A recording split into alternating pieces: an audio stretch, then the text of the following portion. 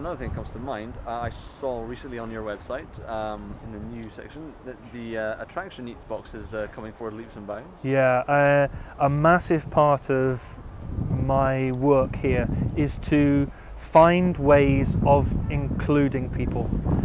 Traditionally, what's happened is that people who haven't got disability have thought we must include the people with disability. And that's a little bit patronizing. Yeah, You understand why it happens because people want to do the right thing. However, I believe I have a larger picture. I want everybody to be included in every form of solution. So if you walk into a room and there's 4 people who are visually impaired and they use Braille and 1 person is sighted, and you give all of the people who read Braille something written on Braille, you're excluding the person who's sighted.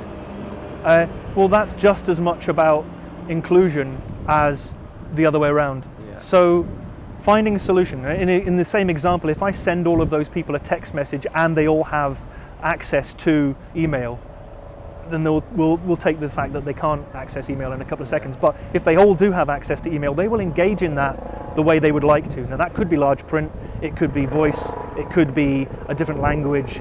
There's lots of different ways of using technology in that really brilliant way. Now, if we take as an example a tourist attraction, you will get a cross-section of people. And if we look at, say, 5 different people from that cross-section, we'll get somebody who's Japanese, we'll get somebody who's Polish, we'll get somebody who's maybe deaf, we'll maybe get somebody who's English, we'll maybe get somebody who is visually impaired. Each of those people is going to want to get information in a different way, but the attraction has to provide something for each of those people to be inclusive.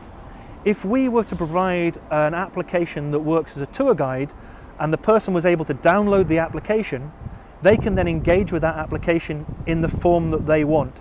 So I send, if they're standing next to an exhibit and the phone realizing they're standing next to an exhibit, it sends out a signal, opens a location in their app, and the app gives them the information in the way that they want to engage with it.